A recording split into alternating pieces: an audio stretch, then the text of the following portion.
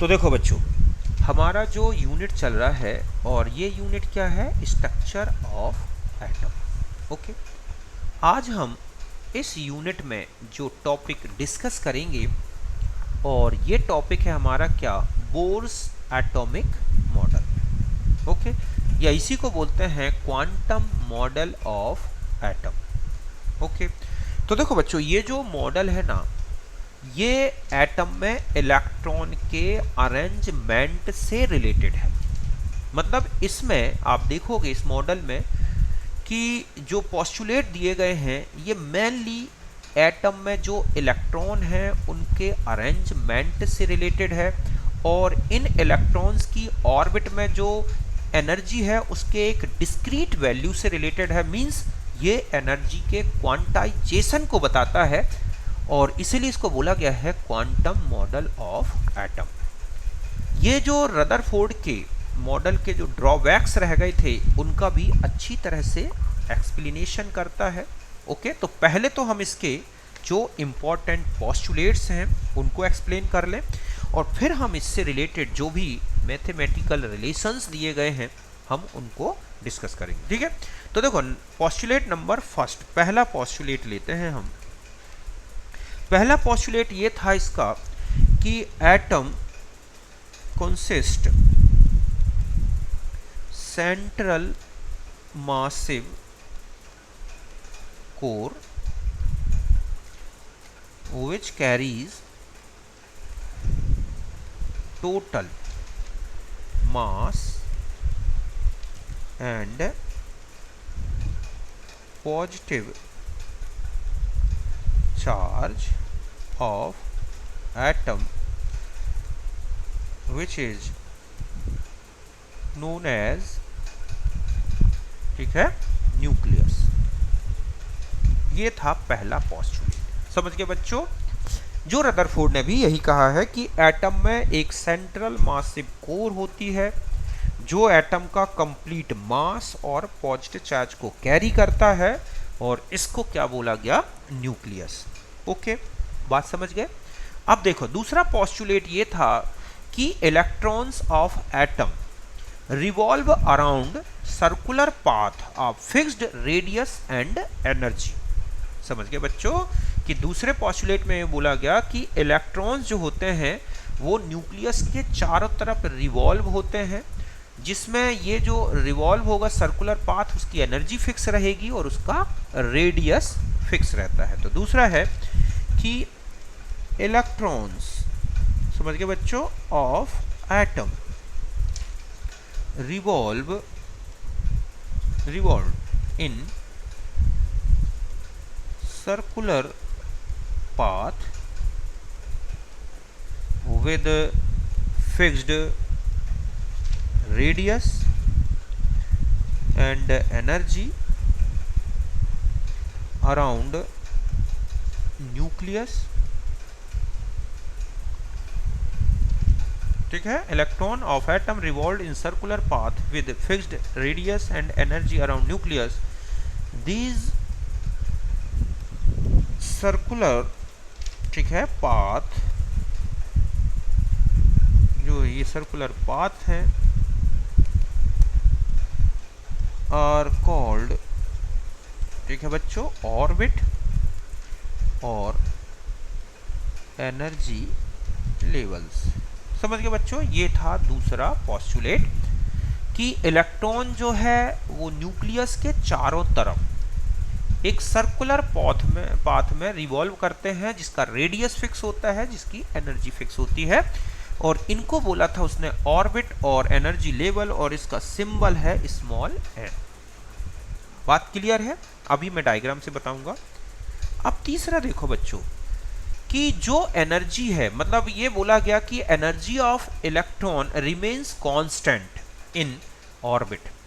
Means electron neither absorb nor, ठीक है, emit energy जब तक कि क्या करता है, रिवॉल्व इन सर्कुलर पाथ। इस तरह से इन ऑर्बिट को इसीलिए क्या बोल दिया गया बच्चों, स्टेशनरी स्टेट। समझ गए ना? तो यहां पर नेक्स्ट है कि टोटल एनर्जी ऑफ इलेक्ट्रॉन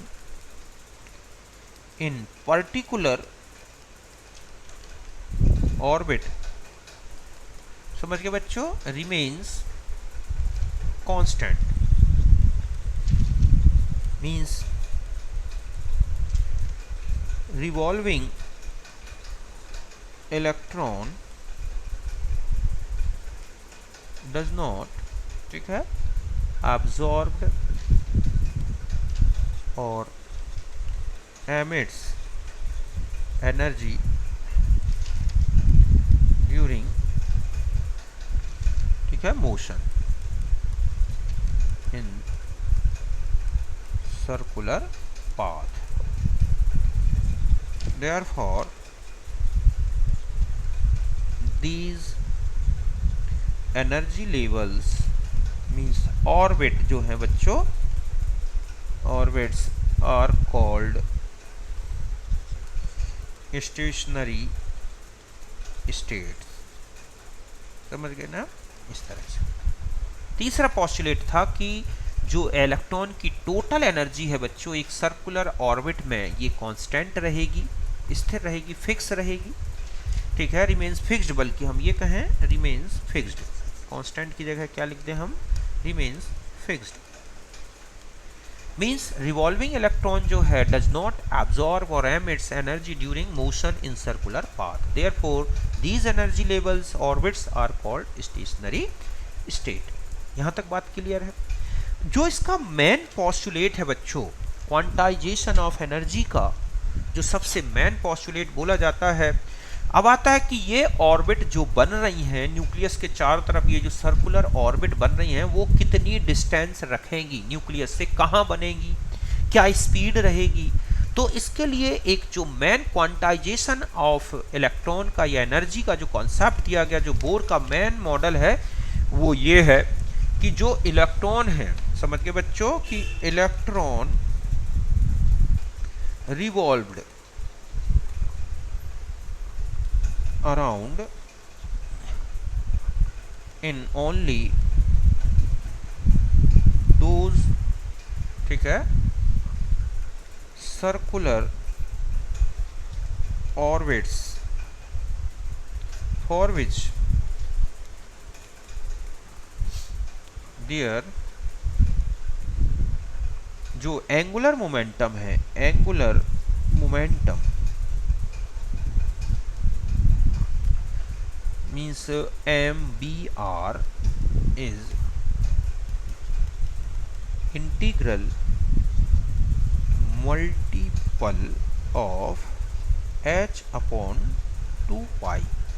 समझ गए बच्चों, ये इसका क्वांटाइजेशन का कॉन्सेप्ट था कि न्यूक्लियस के चारों तरफ इलेक्ट्रॉन उन्हीं ऑर्बिट में, सर्कुलर ऑर्बिट में रिवॉल्व करेगा जहां पर क्या होगा बच्चों, इलेक्ट्रॉन का एंगुलर मोमेंटम h अपॉन 2 पाई का क्या होगा, इंटीग्रल मल्टीपल, ठीक है। और यही रीजन है कि दिस कॉन्सेप्ट जो था, यही कॉन्सेप्ट क्या कहलाता है बच्चों, कि दिस कॉन्सेप्ट गिव्स, समझ गए ना, quantization of energy in orbit.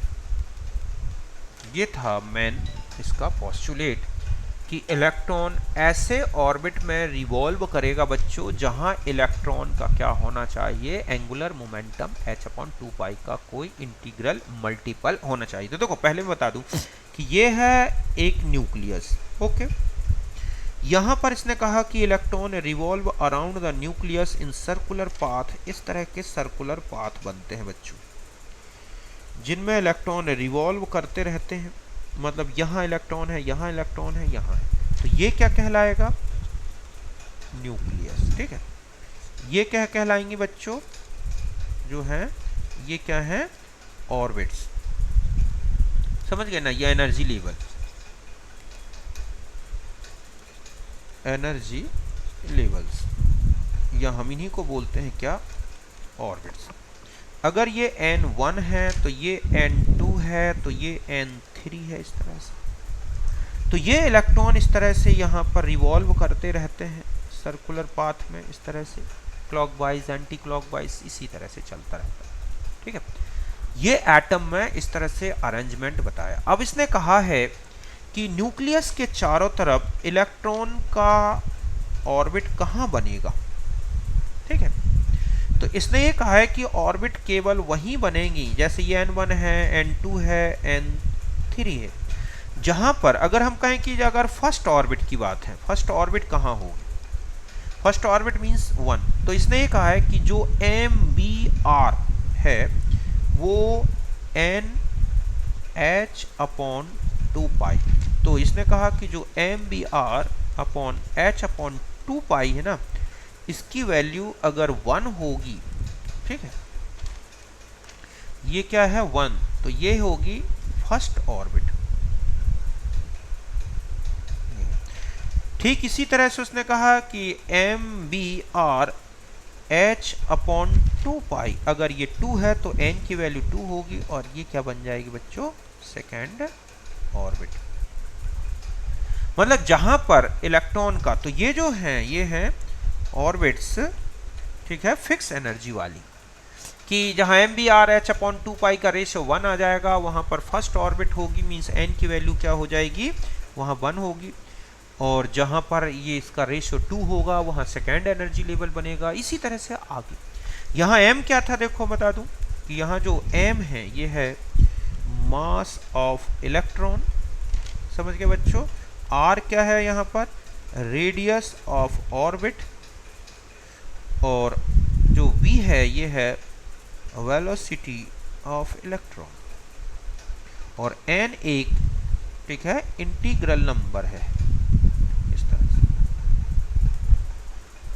तो इस तरह से इसने फिक्स कर दिया था ना कि डिस्क्रीट वैल्यू बता दी कि वहां फर्स्ट एनर्जी लेवल होगा जहां ये वैल्यू होनी चाहिए, इस तरह से। यही सबसे मेन क्वांटाइजेशन ऑफ एनर्जी कि इलेक्ट्रॉन रिवॉल्व अराउंड इन, ठीक है, इन only those circular orbits for which their angular momentum MBR is integral multiple of h/2 pi.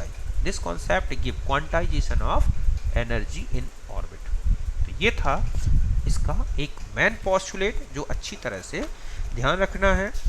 Next जो ऑर्बिट पोस्टुलेट है बच्चों, ठीक है, तो ये हमारे टोटल पोस्टुलेट 4 हो गए। एक और देखो इसका पोस्टुलेट जो 5th नंबर का है कि अगर इलेक्ट्रॉन एक एनर्जी लेवल से दूसरे एनर्जी लेवल में जाता है, ठीक है, तो यहां पर इसने कहा कि when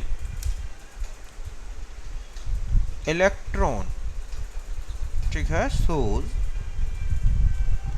electronic transition between two energy levels, then energy change takes place। समझ गए बच्चों कि जब इलेक्ट्रॉन एक एनर्जी लेवल से दूसरे एनर्जी लेवल के बीच में इलेक्ट्रॉनिक ट्रांजिशन करेगा तो ही energy change takes place when, ठीक है, इलेक्ट्रॉन एब्जॉर्ब एनर्जी। अगर वो इलेक्ट्रॉन क्या करेगा बच्चों, एनर्जी को एब्जॉर्ब करता है तो क्या होगा, then moves from lower to higher energy level. समझ गए ना, ये है कि जब वो एनर्जी को एब्जॉर्ब करेगा तो लोअर से क्या करेगा, हायर एनर्जी लेवल में मूव कर जाएगा। एंड अगर मान लो एनर्जी एमिट होती है, ठीक है, where as when electron comes from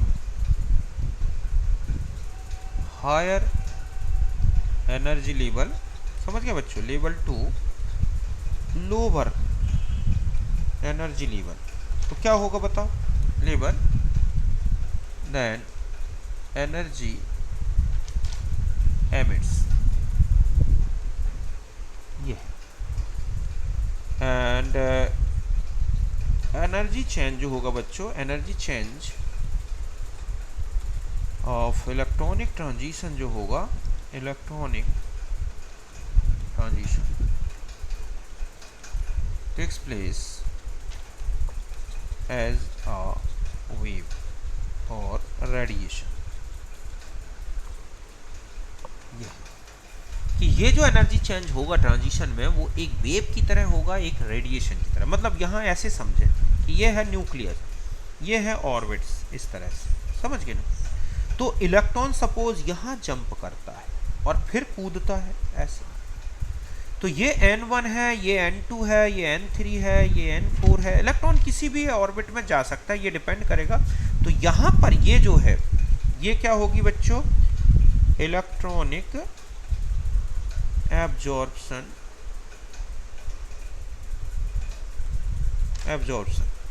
process, ठीक है।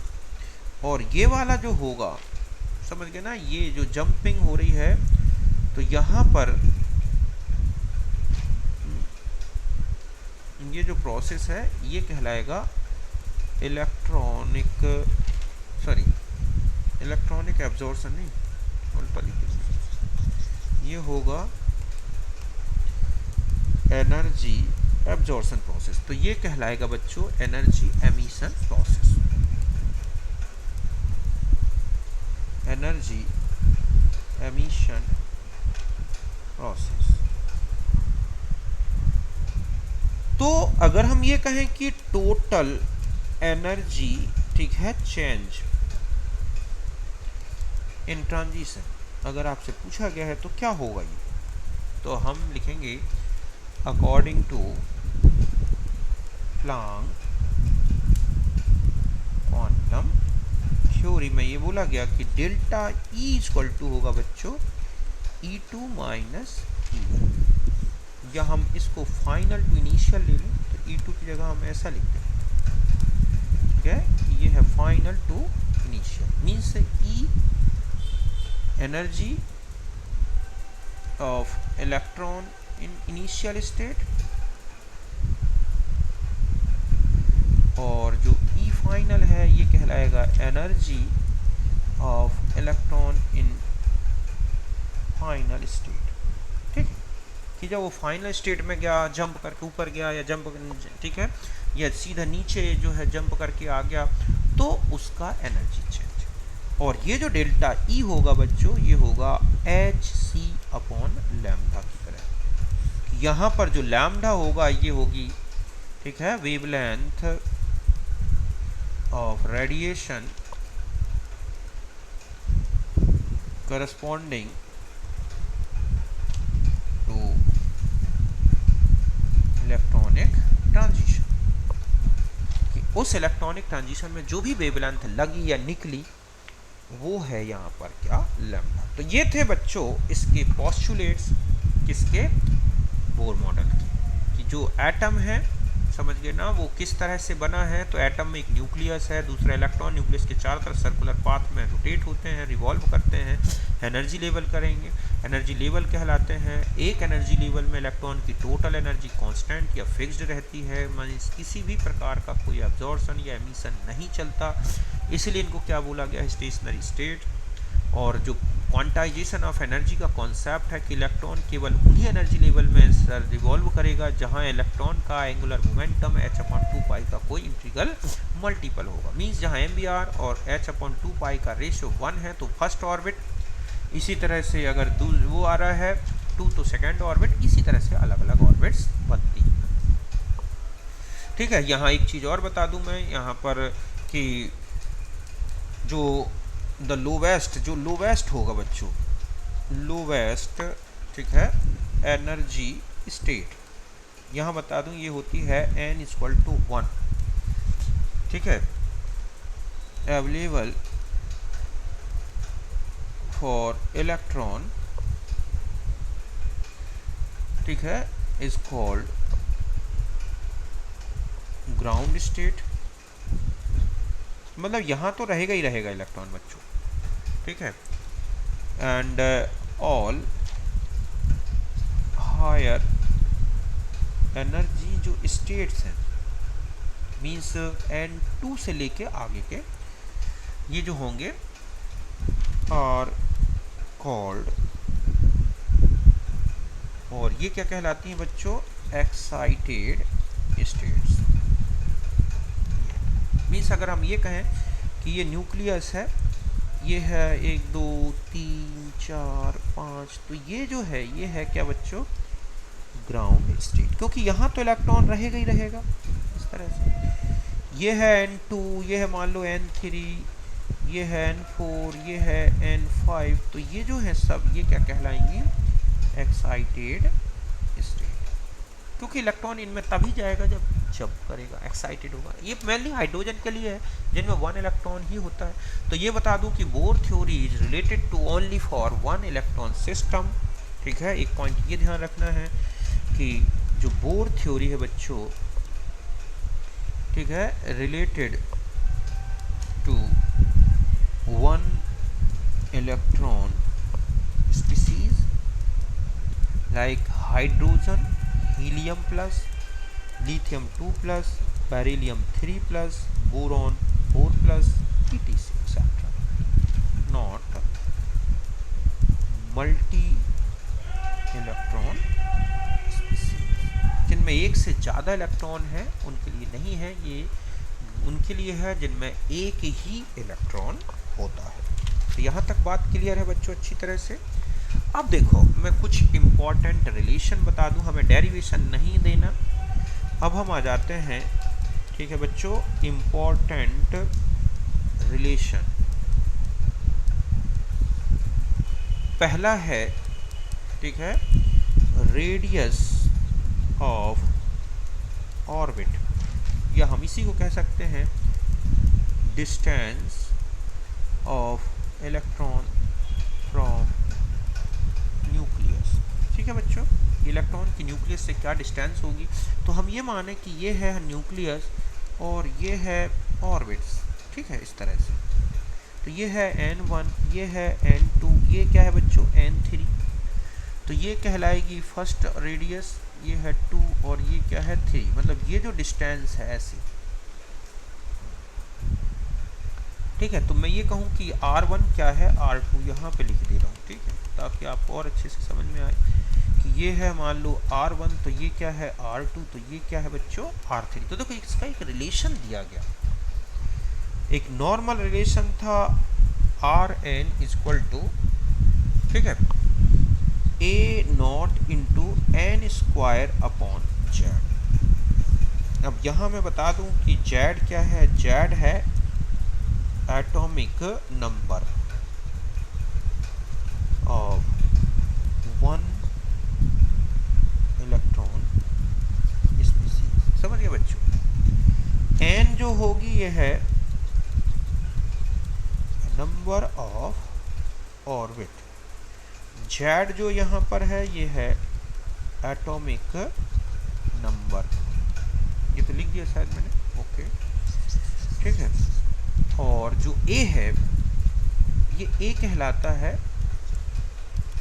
Radius of first orbit.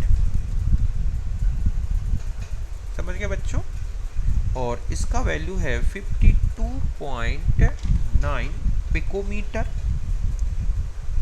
या हम ये कह सकते हैं 52.9 इंटू 10⁻⁻10 पिकोमीटर में है। ठीक है, तो हम अगर इसे मीटर में ले लें तो ये हो जाएगा 10 सेंटीमीटर इतना।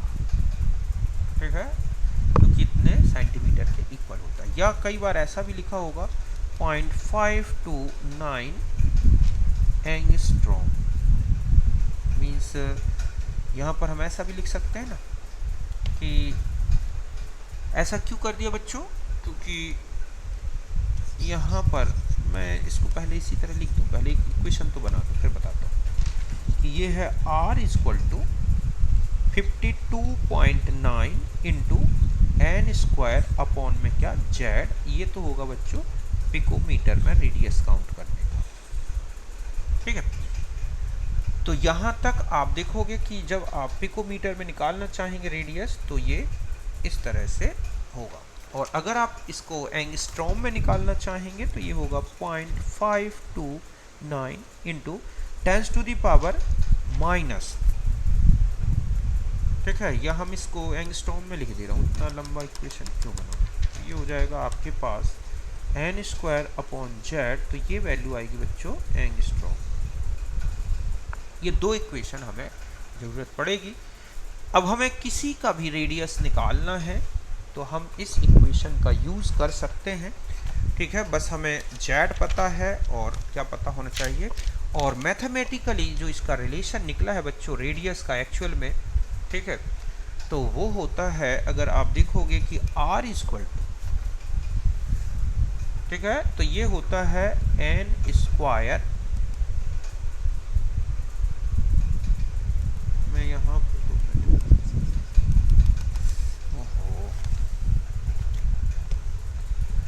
तो ये जो इक्वेशन है हमारा, मैं इसको शॉर्ट में इसलिए लिख रहा हूँ कहीं कहीं ऑब्जेक्ट में काम आ जाता है, कि ये है r equal to n square h square upon 4 pi square Z E square M के।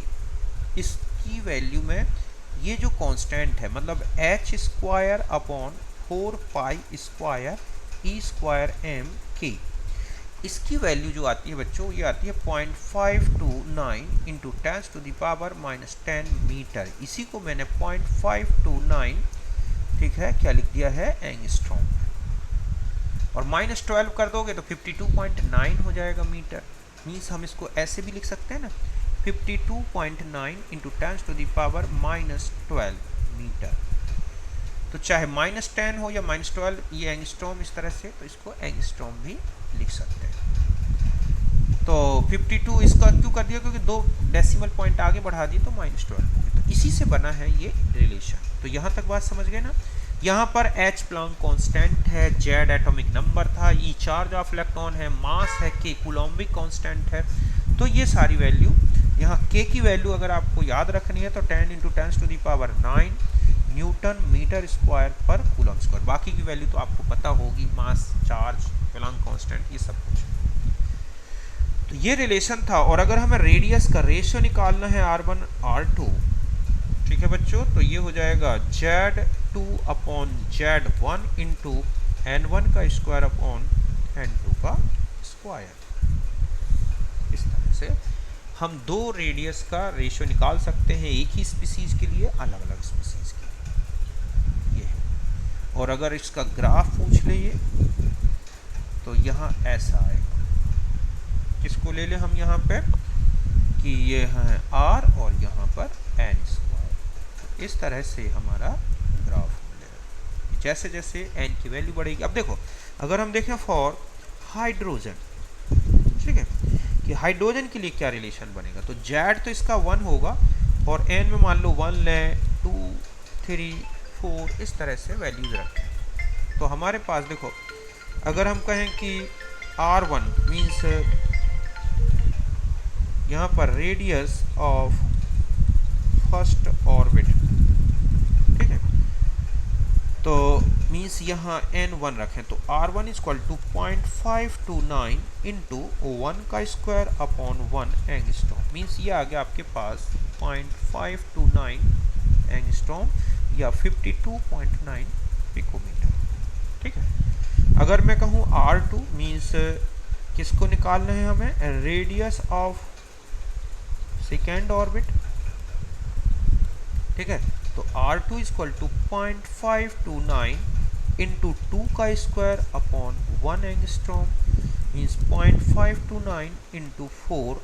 तो ये इस तरह से आपका रेडियस देखो कितना आ जाएगा, तो ये हो गया हमारे पास 0.529 इंटू कितना बच्चों 4, तो ये आ जाएगा, ठीक है, एंगस्ट्रॉम में मीन्स 2.116 एंगस्ट्रॉम,